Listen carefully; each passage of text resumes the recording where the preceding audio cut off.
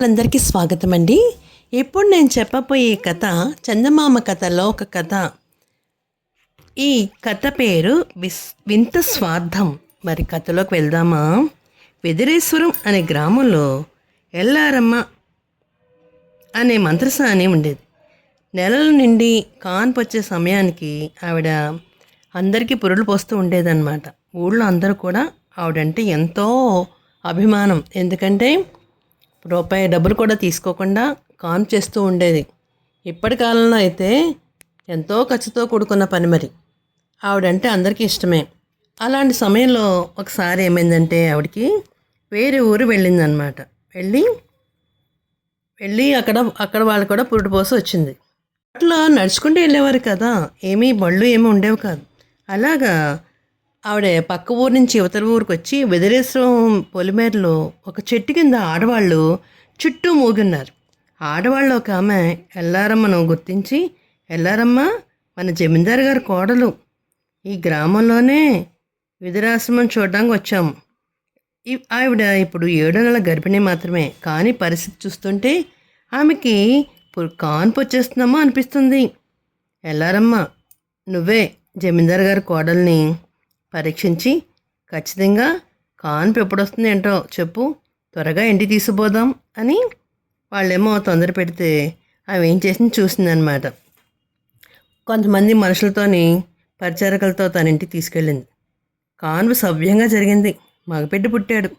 ఆ వార్త తెలిసి జమీందారు గారు కొడుకు, కోడలు, చుట్టాలు అందరూ కూడా పనివారంతో ఎల్లారమ్మ ఇంటికి వచ్చేసారు. ఆవిడ చిన్న పెంకుటింట్లో ఉంటుందన్నమాట. జమీందారుతో ఎల్లారమ్మ అంటుంది, ప్రభు, నెల నిండకపోయినా 7వ నెలలో కాన్పు వచ్చింది కాబట్టి ప్రమాదం ఏమీ లేదు, మీరు గమనించండి. మీ వంటి మహారాజులకు కావాల్సింది మా ఇల్లు చిన్నది అంది. జమీందారు గారు తృప్తిగా తలాడించి, నీ హస్తవాస వల్ల నాకు బంగారు లాంటి మగబిడ్డ పుట్టాడు. ఇక్కడ నీకు ఉండడానికి మంచి మంచి అవకాశాన్ని కలిగిస్తాను నేను. నువ్వు చాలా మంచిదానివి. నా వంశాంకురాన్ని నువ్వు నిలబెట్టావు.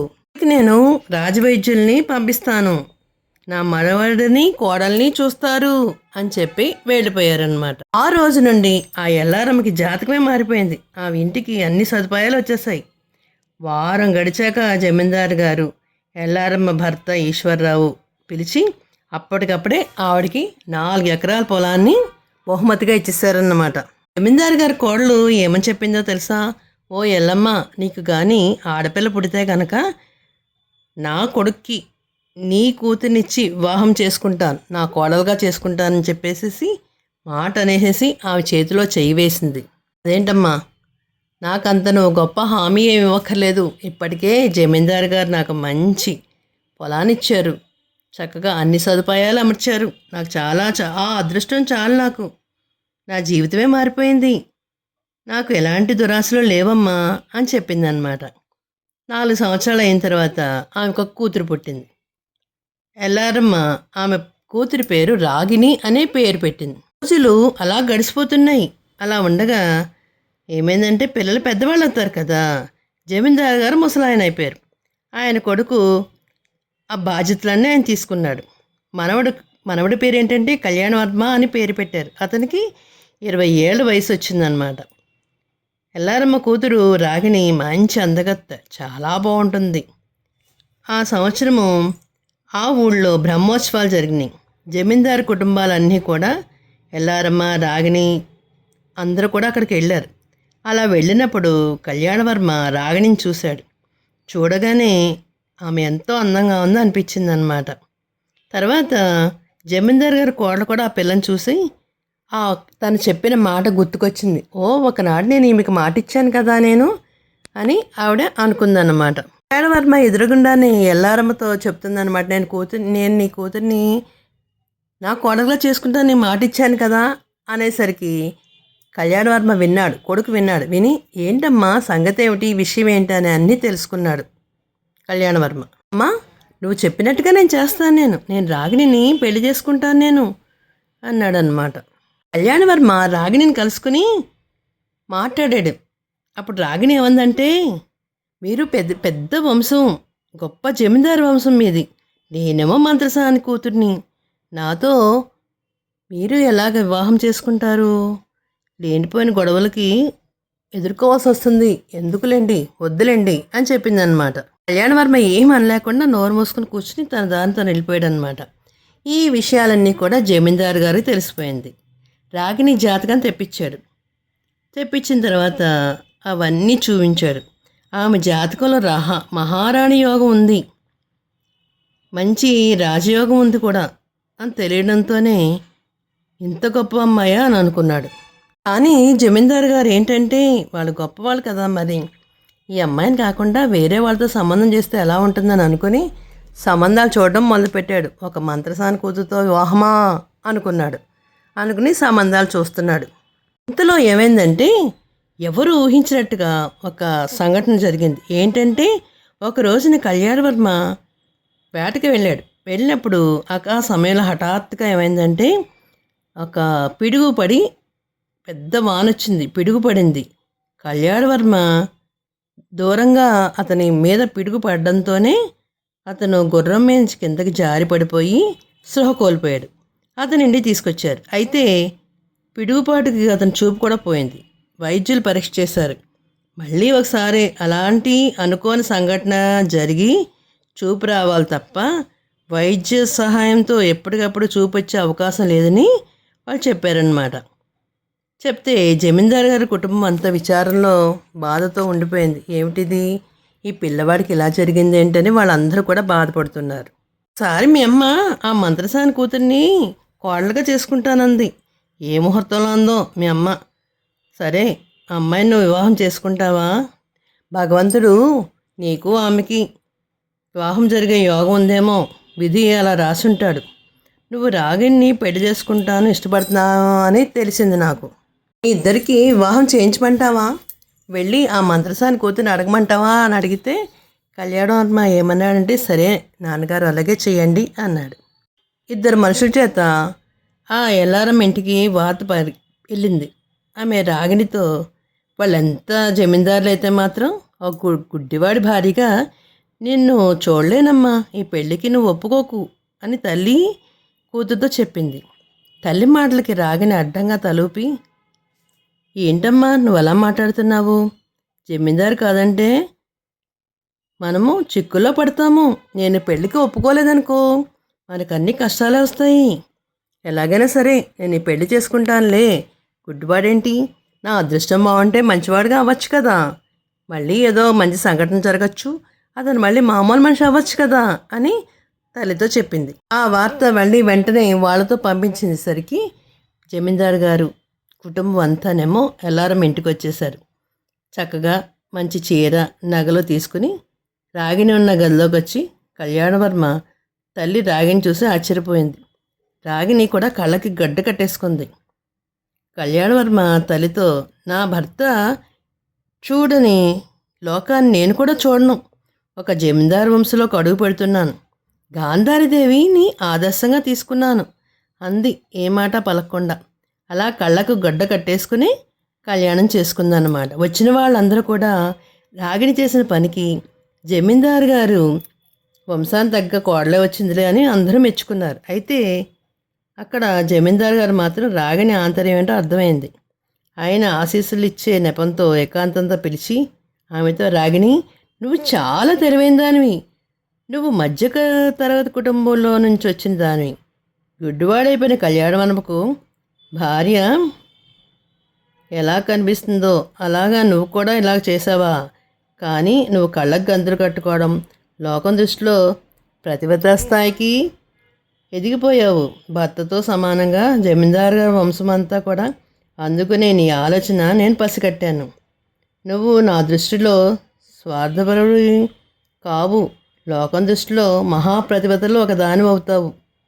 నీ వింత స్వార్థానికి లోకం ఎప్పుడు కూడా తప్పు పట్టకుండా నా జమీందారు వంశంలో నేను మనస్ఫూర్తిగా ఆహ్వానిస్తున్నాను అని జమీందారు గారు చెప్పేసరికి ఆమె కళ్ళ నిండా ఆనంద బాష్పాలుగా వచ్చాయన్నమాట. నువ్వు ఇంత గొప్ప అమ్మాయివా అనుకున్నారు. ఇందులో నా వింత స్వార్థం ఏమీ లేదు. అయినా కానీ మీ ఇంటి కోడలుగా చేసుకుంటున్నారు కదా, సర్వదా మీకు కృతజ్ఞతాభావంతో ఉంటాను నేను అందనమాట. రాగిణితో కళ్యాణి వర్మ వివాహం జరిగిపోయింది. ఆ తర్వాత 2 నెలలకి ఉరుములు మెరుపులతో వానలు మొదలైనాయి. ఒకనాటి మధ్యాహ్నం వేళ కళ్యాణవర్మ మేడ మీద అంతస్తులోకి నడవాలని వెళ్తూ కూర్చుండగా అక్కడ ఏమైందంటే మామిడి చెట్టు మీద ఉన్న ఉరుములతో పాటు పెద్ద పిడుగు కూడా అక్కడ పడింది.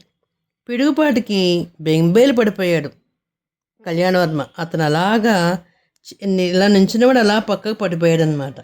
పడిపోవడంతోనే అతని మాడు మాడింది కొంచెం. ఆ పిడుగు అతని మీద పడింది. జమీందారు గారి కుటుంబం అంతా అక్కడికి వచ్చింది. తర్వాత కళ్యాణవర్మ ఒక్కసారిగా కళ్ళు తెరిచాడు. తెరిచి రాగిణి వైపు చూస్తూ, ఆహా, నాకు తిరిగి చూపు వచ్చింది. ఒక పీడాగ్రహం వల్ల నా కన్ను పోయినా మళ్ళీ తిరిగి వచ్చింది. ఈ పిడుగుపాటు వల్ల మళ్ళీ నా కళ్ళు నాకు తెరిచినాయి. అది సరే రాగిణి, అన్నిటికన్నా ఈనాటి అందము నాకు మరింత అందంగా కనిపిస్తున్నావు అన్నాడు. అందుకు రాగిణి చిన్నగా నవ్వుతూ, నా అందం సంగతేమో కానీ మీ దయ వలన మీ హృదయ సౌందర్యం చాలా గొప్పది, అద్భుతమైనది. నన్ను చూసిన నాటి నుంచి మీరు నా పట్ల చూపిస్తున్న చొరవ, నన్ను ప్రేమించి పెళ్లి చేసుకుందామన్న ఆలోచన చాలా గొప్పది. కళ్యాణవర్మ అన్నాడు, నేను నిన్ను వివాహం చేసుకోవడం వల్ల నా గండాలన్నీ పోయినాయి. నీ వల్ల నాకు మళ్ళీ పునర్జన్మ లభించింది అని చెప్పి ఆమె దగ్గరగా తీసుకున్నాడు. రాగిణి ఎంతో ఆనందంతో అతన్ని చూసుకుందన్నమాట. జమీందారు కుటుంబం కూడా గౌరవించదగిన వ్యక్తిగా ఆమె కుటుంబ బాధ్యతలన్నీ చేస్తూ ఎంతో గొప్పగా వాళ్ళకి అందరికీ కూడా నడుచుకుంది. ఆ ఊళ్ళో గొప్ప మహారాణిలాగా వెలుగొందింది. జమీందారు కుటుంబంలో ఒక వ్యక్తిగా అన్ని బాధ్యతలు స్వీకరించి అందరి మనల్లో పొంది చాలా గొప్పగా తయారైందన్నమాట. ఒక చిన్న కథ చెప్పుకుందామా అయితేని. రంగన్న గొప్ప మనసు. ఒక గ్రామంలో రంగన్న అనే పేద రైతు ఉన్నాడు. అతను నిజాయితీపరుడు. తనకున్న కొంచెం పొలంలో కష్టపడి పనిచేసుకుని తృప్తిగా కాలం గడుపుతున్నాడు. దాంతో ఇరుగు పొరుగు వాళ్ళ చేతకి అవసరమైతే ఏమైనా సహాయం కూడా చేసేవాడు. పక్షులున్నా జంతువులున్నా అతనికి చాలా ఇష్టం అన్నమాట. ఏ కాకికో కుక్కకో ఇంత పెట్టకుండా రంగన్న ఇంత నోట్లో ముద్ద కూడా పెట్టుకునేవాడు కాదు. రంగన్నే ఇంటికి కొంచెం దూరంలో రామశాస్త్రి అనే నకిలీ జ్యోతిష్కుడు ఉండేవాడు. శాస్త్రం, సాంప్రదాయం, దోషం, పరిహారం అంటూ అమాయక ప్రజలందరినీ కూడా మభ్యపెట్టి వాళ్ళ నుంచి సొమ్ములు వసూలు చేసుకునేవాడు.